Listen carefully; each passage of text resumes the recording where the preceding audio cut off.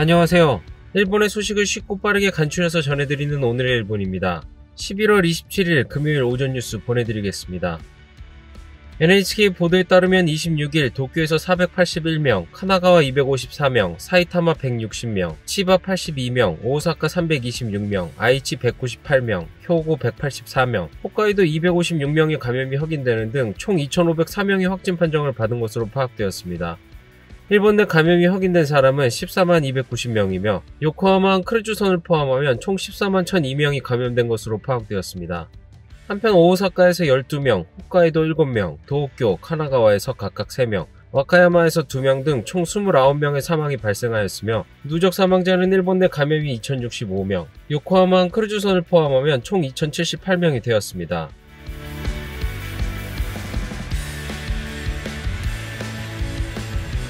이날 도쿄에서는 481명의 신규 감염이 확인되었습니다. 10세 미만부터 90대까지의 남녀 481명이 신규 확진 판정을 받은 것으로 파악되었으며 이 중 291명은 감염 경로가 파악이 되지 않거나 조사 중이고 190명은 기존 감염자의 밀접 접촉자로 확인되었습니다. 연령대로는 20대에서 30대가 총 190명으로 전체의 약 40%, 40대에서 50대는 총 151명으로 약 31%로 나타났습니다. 감염 경로로는 가정 내 감염이 89명으로 가장 많았으며 시설 내 감염이 30명, 직장 내 감염이 24명, 회식에서의 감염이 17명 등으로 확인되었습니다. 한편 이날 40대 여성 1명과 70대 남녀 2명, 총 3명의 사망이 발생하였으며 현재 중증 환자는 6명 증가한 60명, 입원 환자는 65명 증가한 1,626명으로 파악되었습니다. 이로써 도쿄의 누적 확진자 수는 39,079명, 누적 사망자 수는 485명이 되었습니다. 다음 소식입니다. 감염 확대가 멈추지 않고 있는 가운데 전국의 중증 환자 수는 34명 증가하여 410명으로 과거 최다가 되었습니다.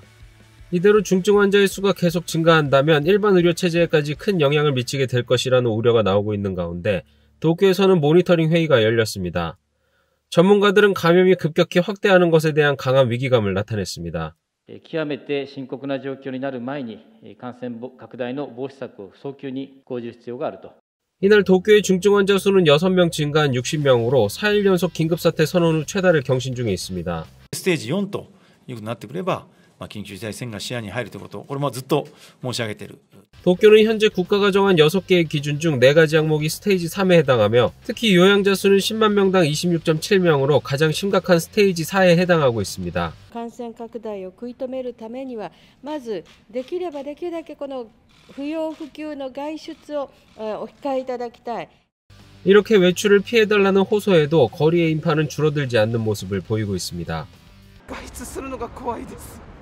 あまり出かけない方がいいのかなとは思うところはあるので、普段の日用品とか買い物自体は何日かに一遍とか.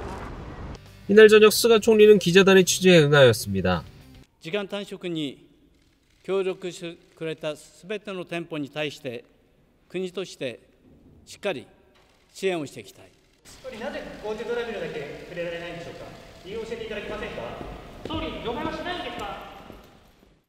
앞으로의 3주간이 감염 확대를 억제하기 위해 매우 중요한 시기로서 국민에게 협력을 요구하였습니다.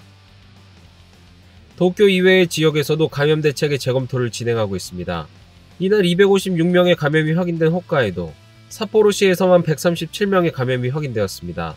1日も早く札幌、そして北海道の感染拡大を抑えるために対策期間を2週間延長し集中して徹底した対策を講じる. 당초 홋카이도는 27일까지를 집중대책 기간으로 삿포로시의 번화가 스스키노지구로 한정하여 영업시간 단축을 요청하였습니다. 하지만 집중대책 기간을 2주간 연장 발표를 하였습니다.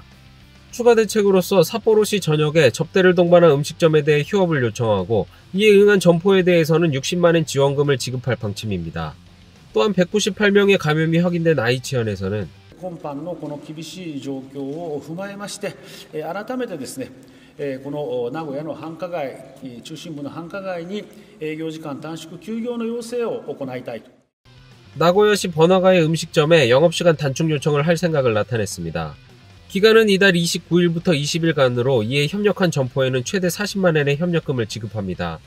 또한 현민에 대해 홋카이도, 도쿄, 오사카로의 불효불급한 이동의 자제도 요청하였습니다. 이날 326명의 감염이 새로 확인된 오사카. 27일부터 15일간 키타구 추오군의 음식점에 대해 오후 9시까지 영업시간을 단축하도록 요청하였습니다. 短期間で集中して抑え込むことで感染の拡大山というのを抑えたいというふうに思います。 이날 이러한 감염 확대를 막을 수 있는 한 가지 힌트가 될 수 있는 슈퍼컴퓨터를 이용한 새로운 시뮬레이션 결과가 발표되었습니다. 택시 내에서 운전기사가 기침했을 경우 파티션을 하고 창문을 여는 것으로 뒷좌석으로의 비말의 도달량이 줄고 비말은 창문을 통해 빠져나가는 것이 확인되었습니다. 한편 승객이 기침을 하는 경우 마스크를 착용하는 것으로 비말의 량을 30%까지 줄일 수 있는 것이 확인되었습니다. 또한 여객기 기내에서는 일반적 좌석과 좌석을 뒤로 젖혔을 때를 비교한 결과 좌석을 뒤로 젖혔을 때 비말이 더 넓게 퍼지는 것이 확인되었습니다. 연구팀은 마스크나 페이스가드의 착용으로 일정의 방지 효과가 있다고 하였습니다. 다음 소식입니다. 벚꽃을 보는 모임 전야제 비용에 대해 아베 전 총리 측이 정치자금 수지 보고서의 기재에 관해 총무성에 사전 문의한 사실이 확인되었습니다. 2013년부터 작년까지 벚꽃의 전야제에는 아베 전 총리의 공설 제1비서가 대표인 아베 신조 후원회가 주최하고 아베 씨의 지원자들이 5,000엔의 회비를 내고 참가하였습니다. 이 전야제의 비용에 대해서는 회비만으로는 부족한 800만엔 이상을 아베 전 총리 측이 보전하였다는 혐의를 받고 있으며 2013년 첫 개최 전에는 정치자금 수지 보고서의 기재에 관해 총무성에 문의한 사실도 추가로 확인되었습니다.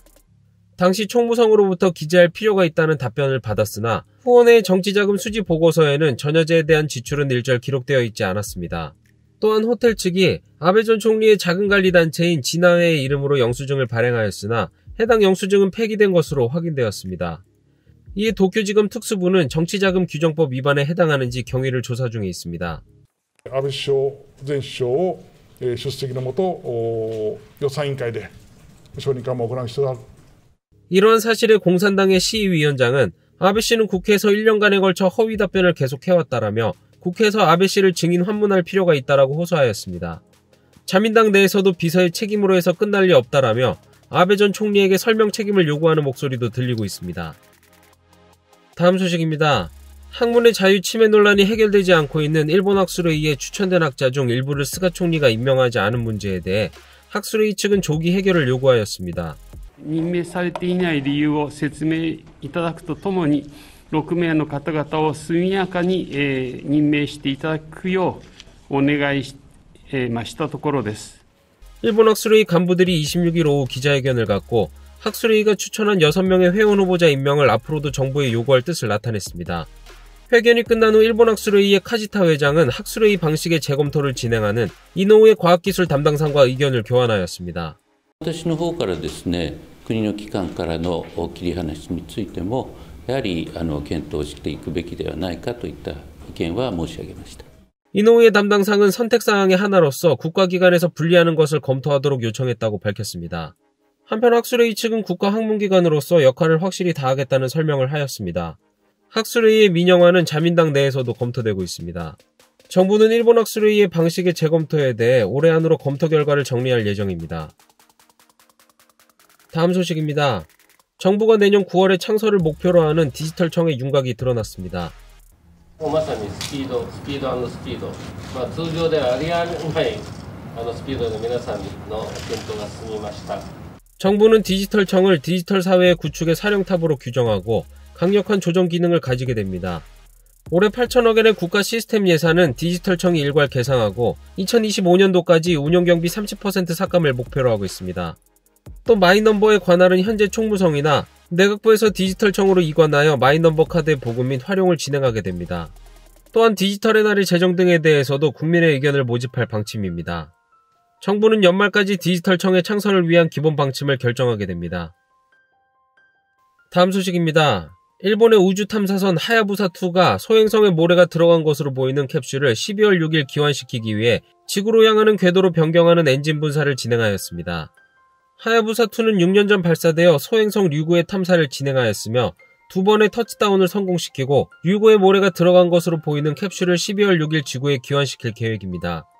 하야부사2는 현재 지구에서 약 350만 킬로미터 떨어진 곳에 있으며 초속 4km의 비행을 계속 중에 있었지만 26일 오후 궤도를 변경하는 엔진 분사를 진행하였습니다.